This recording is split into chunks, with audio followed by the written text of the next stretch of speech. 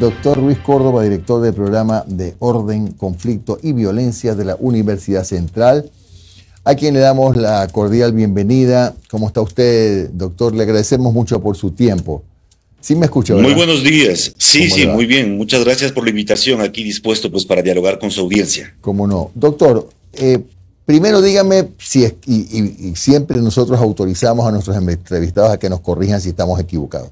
¿Usted ha visto ya alguna declaración de la Cancillería del Ecuador o del gobierno diciendo que ha desistido de la donación de la llamada chatarra rusa a Estados Unidos?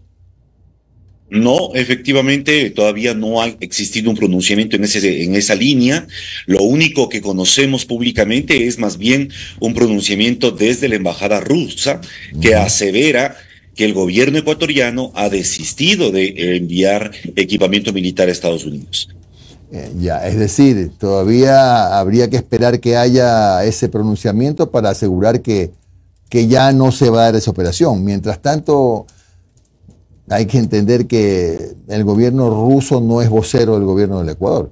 Bien, le preguntaba esto porque yo quería empezar la conversación consultándole si usted cree que tuvo alguna relación esto de la anunciada donación de la chatarra rusa a los Estados Unidos con el tema fitosanitario que suspendió la exportación eran más o menos, si se hubiera concretado, como más o menos 750 millones de dólares de Ecuador a la China en banano. A Rusia. ¿Tuvo algo que ver o es una coincidencia? Me parece a mí que es mucho más que una coincidencia. Recordemos que en las relaciones internacionales y en la diplomacia, una de las herramientas que tienen los países, sobre todo aquellos que tienen mayor correlación de poder, es precisamente la coerción económica. Es decir, utilizar los vínculos económicos como instrumentos para obligar a los países que dependen de esa economía a tomar posiciones o a desistir de ciertas posiciones. Esto no solo lo ha hecho Rusia, sino que tal vez quien más suele, usar este tipo de instrumentos es Estados Unidos y la propia China. Por ejemplo, hace 3 años atrás, cuando Australia, uno de los principales compradores ofertantes más bien de consumo de salmón para China, tuvo un inconveniente diplomático, China cerró el mercado y le puso en graves aprietos. Y lo mismo hace Estados Unidos, por ejemplo, cuando articula algunos instrumentos adicionales como son las sanciones económicas. Entonces yo creo que es más que una coincidencia y que además expresa una preocupación porque hay una enorme pugnacidad entre estas grandes potencias en términos bélicos, como son Rusia y como son Estados Unidos. ¿Usted cree que fue un error diplomático no haber consultado, pedido la autorización al gobierno de Rusia, más allá de que sí sabemos que originalmente ese material fue comprado en Nicaragua? Pero ¿fue un error no haber pedido permiso a Rusia o yo no sé cómo interpretar el haber pasado por alto este detalle de tanta importancia para hacer esa donación? A ver, lo primero habría que aclarar, no todo el material bélico de origen ruso que tiene el Ecuador es comprado en Nicaragua. A Nicaragua se le compraron apenas... ¿Aló? Sí, estoy escuchando. A Nicaragua se le compraron ciertos misiles móviles, pero no fueron todos los que... Apenas se le compraron 34 cañones antiaéreos Sub-23. Eso fue adquirido en el 94 en Nicaragua.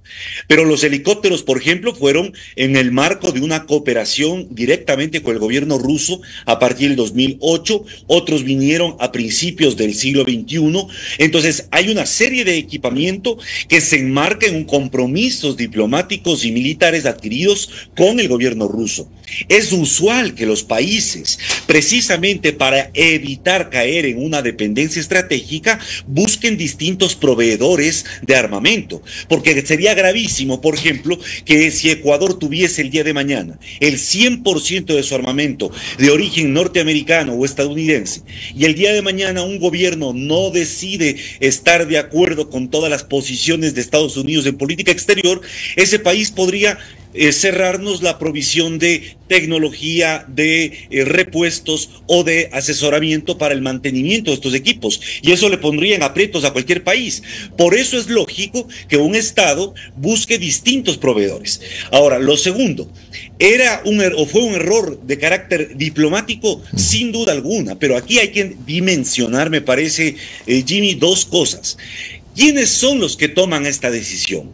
Y desde el análisis, al menos que he realizado yo, con virtud de los elementos de juicio que se han hecho públicos, parece bastante notorio que quienes toman esta decisión son el alto mando militar con la embajada americana. Y le presentan al presidente Daniel Noboa una decisión que parecería no tener ningún problema, y por lo tanto él asume de manera bastante ingenua que eso no va a tener mayor efecto. Por eso, la primera vez que el presidente Noboa hace pública esta decisión es el 21 de diciembre del 2023. Y pasan prácticamente un mes y medio hasta que desencadene y estalle esta crisis diplomática con Rusia. Claro. Ahora, ¿no tendría un poco de lógica lo que hizo el gobierno del Ecuador? Estoy hablando de un supuesto, ¿no?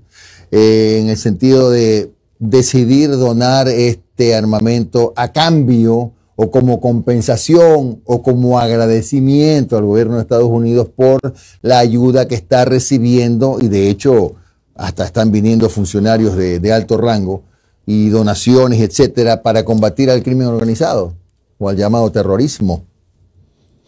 Bueno, esto resultaba bastante sospechoso ya en la propia noticia. Pensar que Estados Unidos, la principal potencia militar del mundo, anda recogiendo chatarra para regalar o entregar equipamiento de última tecnología. ¿Cuál es la razón que motiva este intercambio de equipamiento militar de origen ruso hacia Ucrania?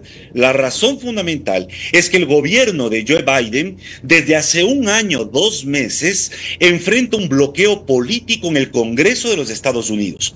Desde hace más de un año ha solicitado financiamiento para la guerra en Ucrania. E inclusive en octubre del año anterior pidió un paquete de más de 100.000 millones de dólares para la guerra en Ucrania, la guerra en Gaza y otros fines militares. Y fue negado. ¿Por qué fue negado? Porque quien controla la casa, digamos la Casa de Representantes, la Cámara Baja del Congreso y un buen puñado de senadores es el Partido Republicano, y todos sabemos que hay un contexto electoral o preelectoral en Estados Unidos. Esto motivó para que el Pentágono se salte una serie de obviedades o de opciones jurídicas para poder seguirle dando apoyo logístico al ejército ucraniano, y uno de esos mecanismos ha sido buscar aliados de Estados Unidos que tengan equipamiento militar de origen ruso o ucraniano para llevarlo. ¿Por qué? Porque eso facilita el despliegue operacional, en virtud de que Ucrania, por la herencia soviética, es mucho más apta para manejar equipamiento militar ruso que equipamiento militar estadounidense, que implica recién un proceso de aprendizaje. Claro, mi última pregunta antes de darle paso a Omar. De ese 100% de material, de equipamiento, ¿qué porcentaje realmente es chatarra y cuánto no lo es? Y yo pensaría que no más de un 15% podríamos considerarlo como chatarra realmente, por lo viejo que es y por lo inapropiado que es para las tareas que viene realizando el ejército ecuatoriano en el contexto actual. Mucho de lo demás, mucho del equipamiento ha sido parte de procesos de adaptación, de repotenciación, y algunos de ellos también han sido descuidados en su mantenimiento por muchas otras razones. Quiero ahí a destacar 2 cosas, Jimmy.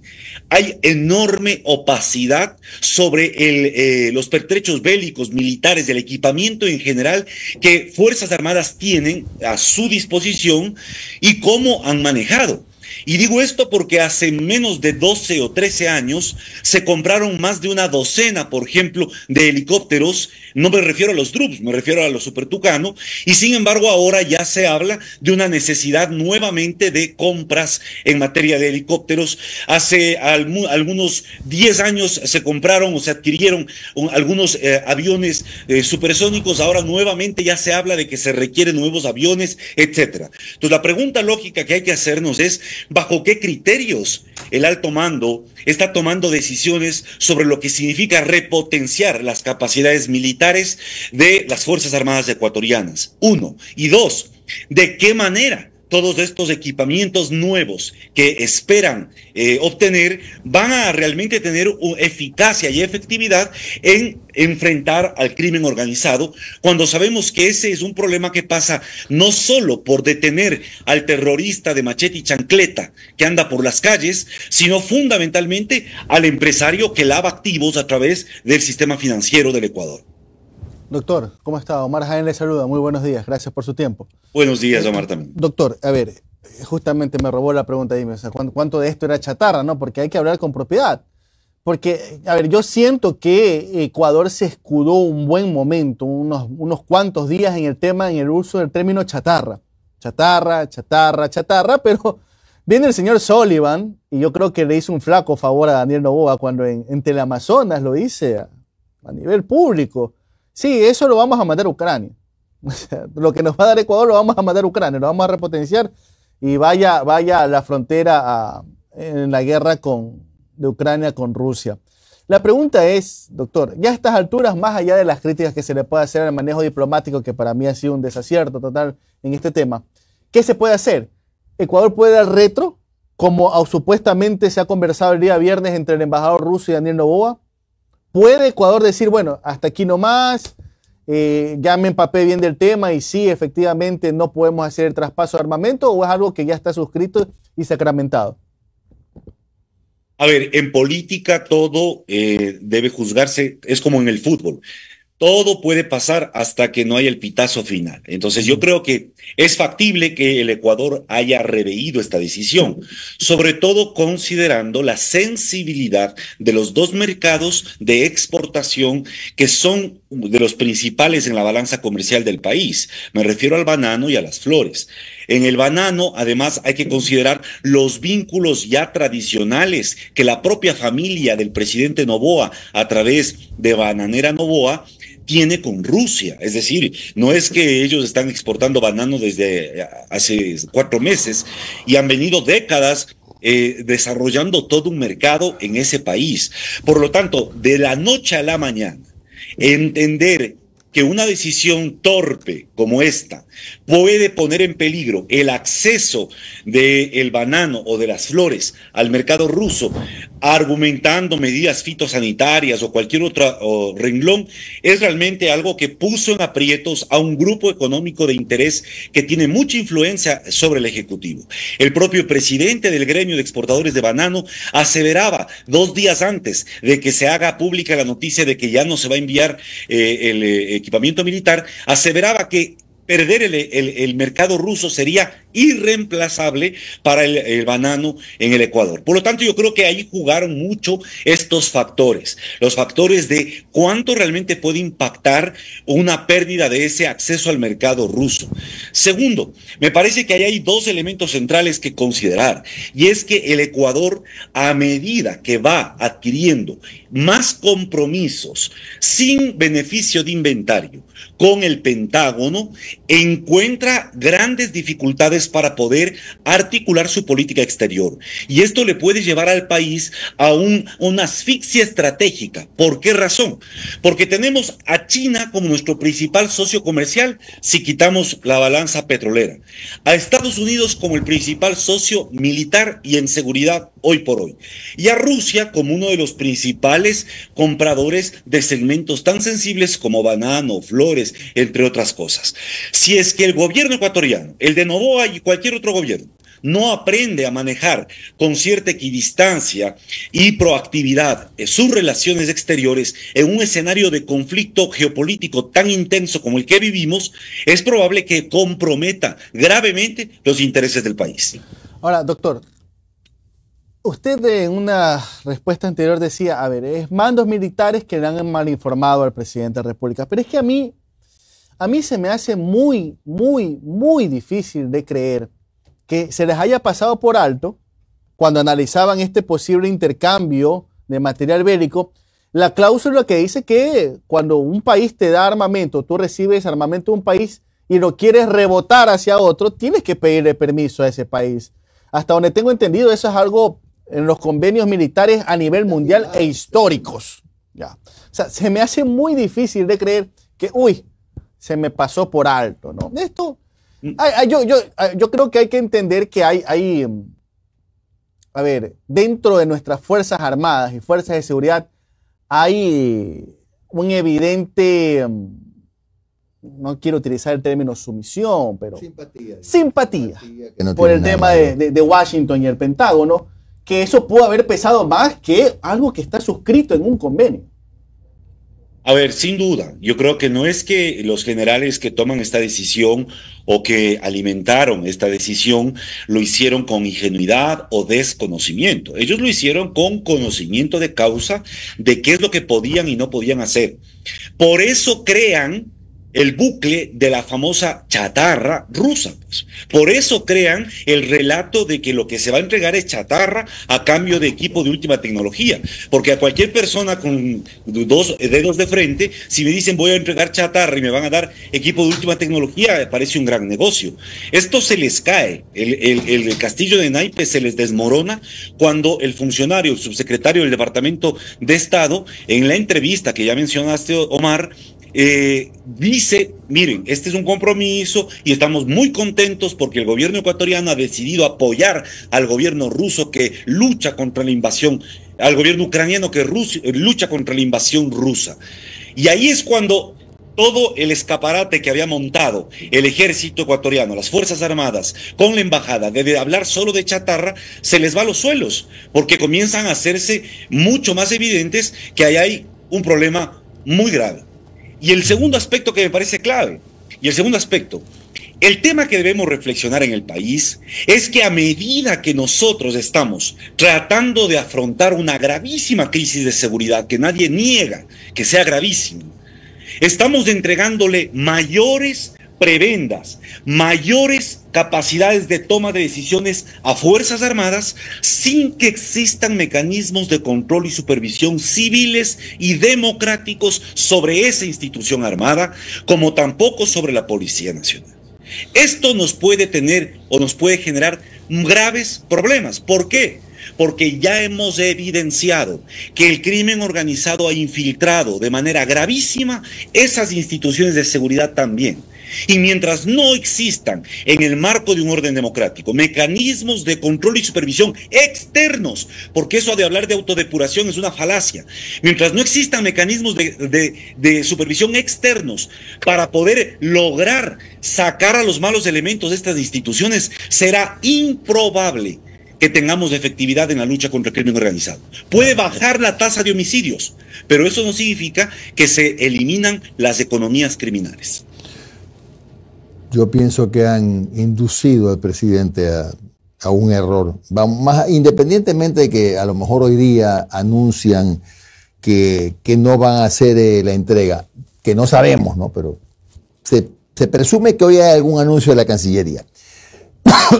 Perdón. Quizá lo más cuestionable es que este intento de donación de la llamada chatarra nos está inmiscuyendo de manera absolutamente innecesaria en una guerra, que no es nuestra guerra.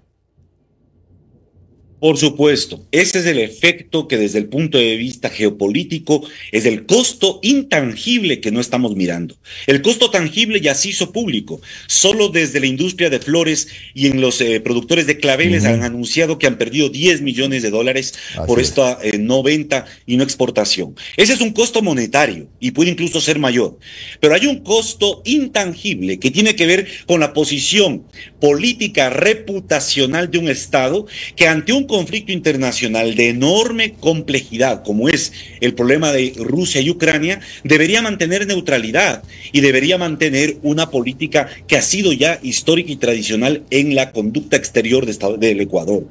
Ahora, este envío, este mero anuncio, le pone al Ecuador en aprietos, porque no solo que se presenta como un aliado indirecto de Ucrania en el enfrentamiento militar, sino porque además toma postura poniendo en entredicho la posibilidad de que nuestros intereses estratégicos, me refiero por ejemplo a las propias Islas Galápagos, que es sin duda un enclave no solo turístico, sino también un enclave militar geoestratégico para todo lo que es el Pacífico Sur, se ponga también en entredicho, porque ahí hay un escenario que no estamos mirando.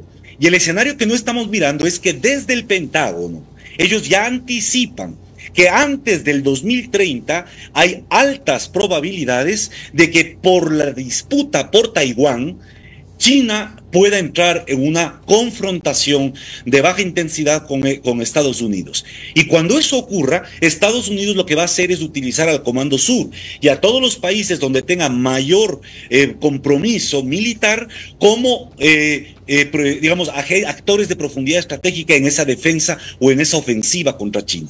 Esas cosas son las que hay que anticipar desde un país que tiene tantos problemas internos como para estarnos comprando un problema geopolítico de esa envergadura. Muchas gracias, doctor Luis Córdoba, director de Orden, Conflicto y Violencia de la Universidad Central. En otro momento lo invitaremos, doctor, a hablar de lo que puede pasar más adelante en la relación de Ecuador con Venezuela, porque también hay un tema que quedó ahí medio cojeando. ¿No? Sí, ya hablaremos de eso más adelante. Gracias, doctor, muy amable. Doctor. Gracias también a ustedes, muy amables por la invitación.